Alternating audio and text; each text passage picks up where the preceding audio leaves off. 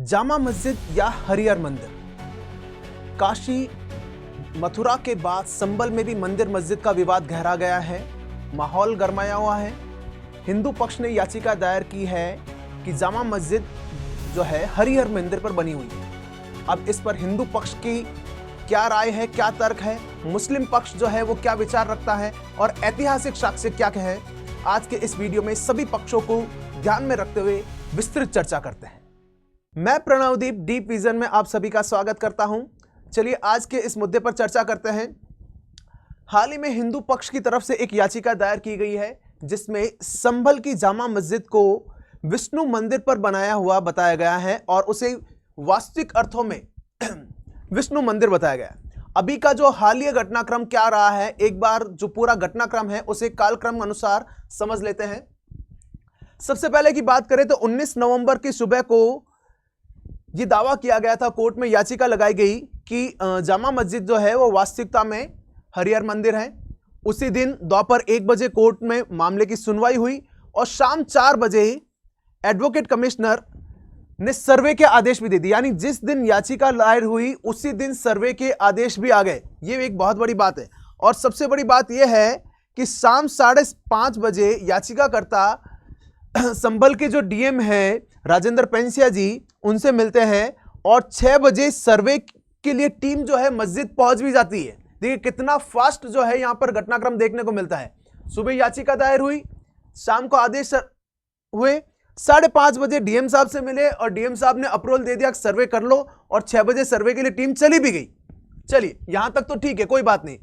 7:30 बजे यानी 19 नवंबर को ही 7:30 बजे सर्वे का काम शुरू हुआ, यानी पहला सर्वे जो है हो गया। उसके बाद अगले दिन 22 नवंबर को जो है मस्जिद में नमाज पढ़ी गई। अब यहां पर ये एक पक्ष आता है, कहते हैं कि साहब यहां पर नमाज के दौरान जो है या फिर यहां पर जब लोग मिल रहे हैं तो उस समय यहां पर आगे की कार्रवाई को लेकर कुछ घटनाक्रम तय हुआ। फिर उसके बाद 24 नवंबर को हिंदू और मुस्लिम पक्ष के साथ दोनों पक्षों को लेकर प्रशासन जो है सर्वे के लिए पहुंचता है। जब सर्वे के लिए पहुंचता है तो ये देखता है कि वहां पर 2-3 हजार से ज्यादा जो है भीड़ पहले से इकट्ठा है और उन्होंने सर्वे वाली जो टीम है उसको घेर लिया है। उसके थोड़ी देर बाद वहां पर पथराव की स्थिति आ जाती है, आगजनियां होती है, पुलिस द्वारा जो है आंसू गैस के गोले छोड़े जाते हैं और कुछ देर बाद लाठीचार्ज भी की जाती है। स्थिति यह होती है कि वहां पर पूरा माहौल गर्मा जाता है, सारे घर जो है बंद हो जाते हैं और स्थिति भयानक हो रही है। अभी की जो स्थिति है वो ये है कि जो हिंसा प्रभावित जितने इलाके हैं वहां पर सारे घरों पर ताले लगे हुए, लोग जो है वहां से शिफ्ट हो चुके हैं, सारे स्कूल्स को बंद कर रखा है और 1 दिसंबर तक संभल में बाहर से जो भी आने वाले जो व्यक्ति हैं उन पर पाबंदी लगा रखी है। डीएम ने नागरिक सुरक्षा संहिता के तहत धारा 163, ठीक है, जो हम लोग पहले 144 कहते थे, अब नए कानून के तहत ये नागरिक सुरक्षा संहिता के तहत धारा 163 में आती है, जिसे आप 144 के संदर्भ में समझ सकते हो कि धारा 144 लगी हुई वहां पर।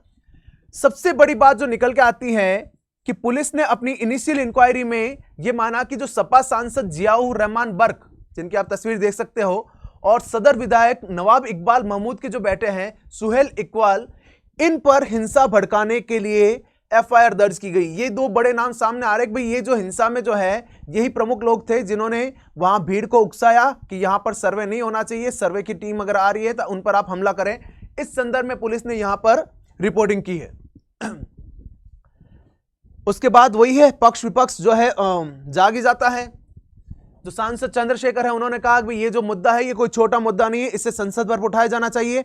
आज ही जो है संसद का जो शीतकालीन सत्र है वो प्रारंभ हुआ है और सांसद चंद्रशेखर का मानना है कि इसका जो डिस्कशन है वो संसद में होना चाहिए। राहुल गांधी ने इसको सीधा सीधा भाजपा सरकार पर जो है जिम्मेदारी ठहराई है कि यहां पर जो है प्रशासन ने दोनों पक्षों को नहीं सुना, ढंग से सुनवाई नहीं की और ढंग से कार्रवाई नहीं की। इस संदर्भ में जो भाजपा सरकार है वो फेल हुई है, ये राहुल गांधी जी का मानना है। अब हम लोग अपने मुद्दे पर आते हैं, जो इस मुद्दे के लिए हमने आज ये वीडियो बनाया है कि ये जो तर्क दिए जा रहे हैं जामा मस्जिद के संदर्भ में कि यहां पर मंदिर है या फिर मस्जिद है, तो आज हम दोनों पक्षों को एनालिसिस करते हैं। हिंदू पक्ष के जो है उन्हें भी एनालिसिस कर रहे हैं और मुस्लिम पक्ष क्या कह रहा है उसको भी एनालिसिस करेंगे और ऐतिहासिक तथ्य क्या है उन पर भी चर्चा करेंगे। हरिहर मंदिर को लेकर हिंदू पक्ष का जो दावा है उसमें सबसे बड़ी जो बात आती है वो आती है बाबरनामा से। ठीक है, बाबरनामा बाबर द्वारा लिखी गई आत्मकथा है जो कि तुर्की में लिखी गई थी। ठीक है, इसके बाद इसका हिंदी रूपांतरण होता है बेवरेज द्वारा, और उसमें यह बताया गया है कि एक सेवक था बाबर का, हिंदू बेग कुचिन। इसने 1932 में यह बताया कि संभल में उसने एक हिंदू मंदिर को मस्जिद में बदल दिया। यानी यहां पर यह तर्क दिया जाता है कि जिस हिंदू मंदिर को हिंदू बेग कुचिन ने मस्जिद में बदला वो यही था। यानी यह बता रहा है संभल में यहां पर एक हिंदू मंदिर था। मस्जिद पर आज भी एक शिलालेख लिखा गया है जो कि इसकी याद दिलाता है। ये 932 हिजरी है। अगर ईसाई कैलेंडर में अगर बात करें तो ये 1529 जुलाई 1529 की जो डेट है उसका यहां पर मेंशन होता है, और ऐसी कोई डेट यहां पर शिलालेख में भी बताई गई है जो ये मैच करती है कि जामा मस्जिद जो बनाई गई है वो हिंदू मंदिर को तोड़कर ही बनाई गई है। फिर बाद में एक और दूसरा जो जिक्र आता है वो आता है आईने अकबरी का। ठीक है, अबुल फजल की जो किताब है उसमें भी ये बताया गया है कि संभल में हरिमंडल नाम का एक मंदिर है। क्या मेंशन किया गया आईने अकबरी में?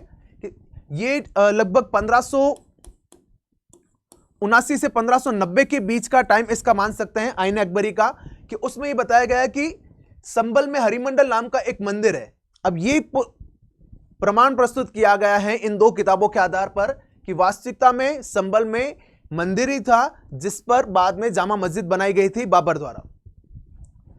ये 1526 ईस्वी का जो है बाबर का आक्रमण, 1526 से 1530 का जो बाबर का जो इरा है, जो मुगल एस्टेब्लिशमेंट है, उसके बारे में सब लोग जानते ही हैं। और ये बताता है कि इस दौरान मंदिर की इमारत पर कब्जा कर लिया गया और उसे मस्जिद के रूप में इस्तेमाल किया जाने लगा। अब बात करते हैं मुस्लिम पक्ष की। हिंदू पक्ष ने जो याचिका दायर की उसमें इन दोनों किताबों का मेंशन है। ठीक है, बाबरनामा और आईने अकबरी का इस आधार पर हमने मेंशन की है। जो शाही जामा मस्जिद कमेटी के जो अध्यक्ष है जफर अली जी, उनका यह मानना है कि कोर्ट को फैसला करना है। वो ये कह रहे हिंदू पक्ष के पास कोई सबूत नहीं है जिनसे ये पता चले कि मस्जिद जो बना है वो किस मंदिर पर बना है, और ऐसा कोई मंदिर था तो वो किस साल में बना था। उस मंदिर के एस्टेब्लिशमेंट के बारे में भी हिंदू पक्ष को नहीं पता है।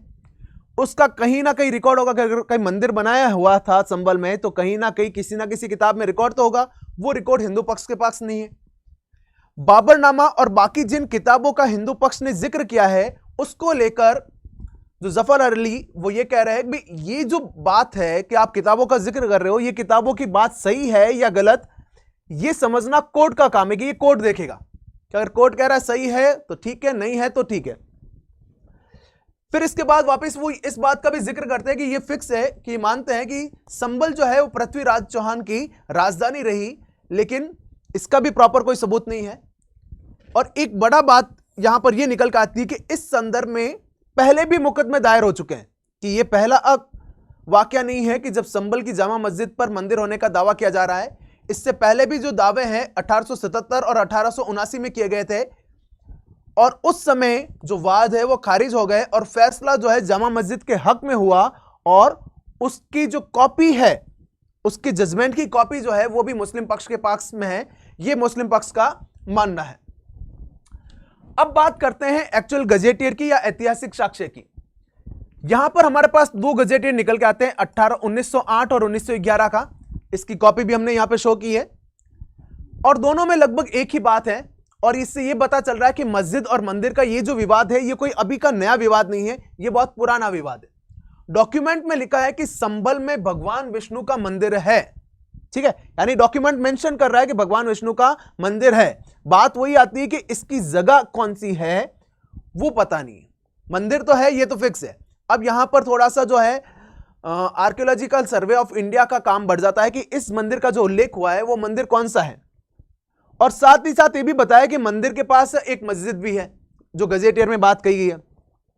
अब इतिहासकार जो है जो जानकार है, एक थॉमस कार्ले हैं, उन्होंने 1874 में इस मस्जिद का दौरा किया था, और उनके हिसाब से जो मस्जिद का जो गुंबद बना हुआ है वो स्टोन से बना हुआ है, और वो एक मंदिरनुमा आकृति के रूप में है, या फिर ऐसा कहते हैं कि जो हिंदू नक्काशकार हैं उनके द्वारा ये बनाया गया है, यानी वहां पर इसमें हिंदू मंदिर के जो तत्व हैं उनका उल्लेख जो है थॉमस कार्ले करते हैं।